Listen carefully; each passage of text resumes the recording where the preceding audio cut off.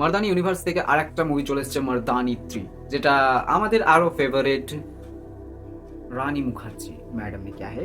তো ভাই রানী মুখার্জি আবারও এতে লিড রোলের কাজ করছে আমাদের মর্দানি 3 তে, এবং এই মর্দানি 2 এবং 1 যদি তোমরা নাও দেখে থাকো কোনো প্রবলেম নেই, কারণ এই মর্দানি 3টা একদম নতুন কনসেপ্ট নিয়ে করা হচ্ছে। হ্যাঁ, এখানে শুধু রানী মুখার্জিকে কন্টিনিউ করা হয়েছে, দেন আদার্স যে ক্যারেক্টারগুলো ছিল সেগুলো সব নেইকো, কিছু কিছু ক্যারেক্টার আছে এবং কিছু কিছু ক্যারেক্টার নেইকো, শুধু রানী মুখার্জিকে কন্টিনিউ করা হয়েছে এই মুভিটার মধ্যে। এবং এইটা একটা নতুন কনসেপ্ট নিয়ে করা হয়েছে। তো কি কনসেপ্ট এবং ভিলেন কেমন, কারণ ভাই মুভিতে যদি ভিলেন দমদার হয় সেই মুভিকে দমদার হতে কেউ রুখতে পারবে না। তো ভিলেন কেমন আছে, কে ভিলেন আছে, সমস্ত আমরা এই ভিডিওটার মধ্যে জানবো। তো চলো শুরু করা যাক। তো প্রথমেই বলা যায় এটা কোন টপিকের ওপর করা হয়েছে মর্দানি 3টা।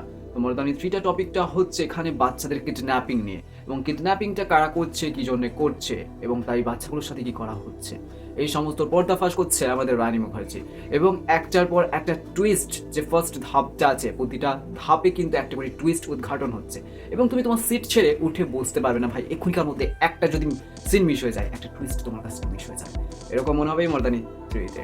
আর ভাই এখানে যে আমাদের যে বুয়া আছে, আম্মা আছে, এখানে যে ভিলেনের ক্যারেক্টার হয়েছে আম্মা, ভাই মাল্লিকা জি আপকো স্যালুট। মতলব কি সুন্দর একটা ভিলেনের ক্যারেক্টার করেছে ভাই। মর্দানি 2তে যে ভিলেন ছিল, বা একটা সত্যি বলতে মুভিতে যদি একটা ভিলেন দমদার হয়, সেই মুভিটাকে দমদার হতে কেউ আটকাতে পারে না, সে একদম ফাটাফাটি মুভি হবে। তো এই মুভিটাতে আমাদের ভিলেন যে আছে একদম মাস্ট। আরেকটা এখানে একটা টুইস্ট দিয়েছে, যেখানে আমাদের ট্রেলারে দেখিয়েছিল মর্দানি 3 ট্রেলারে দেখিয়েছিল যে আম্মাকে দেখিয়েছিল যে ভিলেন সে, কিন্তু ভাই আম্মা যদি রাক্ষস হয়, এখানে আমাদের ব্রহ্ম রাক্ষসও একটা আছে, এবং ব্রহ্ম রাক্ষসটা কে সেটা তোমাদের জন্য আরো টুইস্ট থাকলো, কারণ ট্রেলারে ভাই টুইস্ট দেখানো হয়েছে। আমি যদি তোমাদেরকে বলে দিই এখানে একদম গ্লিচ দিয়ে দেওয়া হবে, তোমাদেরকে তো ইন্টারেস্টে চলে যাবে। তো তোমরা দেখে নেবে সেখানে কে আছে মেন ব্রহ্ম রাক্ষস এবং মেন ভিলেন কে, এবং মেন ভিলেন যে আছে ভাই সিরিয়াসলি বলছি দমদার একদম। তাকে যে উদ্ঘাটন করতে রানী মুখার্জিকে যে কী কী করতে হবে তার নয়, ঠিক।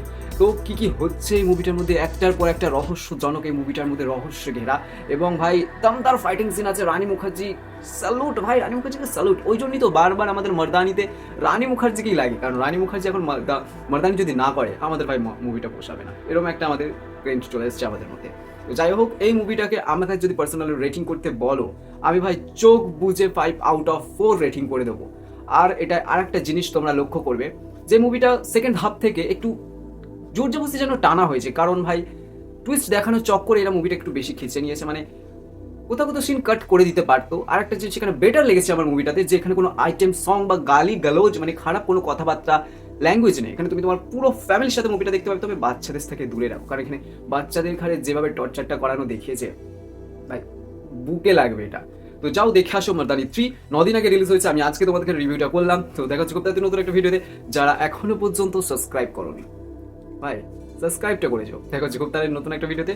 তোমাদের জন্য তো আমি অলওয়েজ আছি নতুন নতুন রিভিউ নিয়ে। দেখা হচ্ছে খুব তাড়াতাড়ি নতুন একটা ভিডিওতে। বাই বাই, জয় হিন্দ।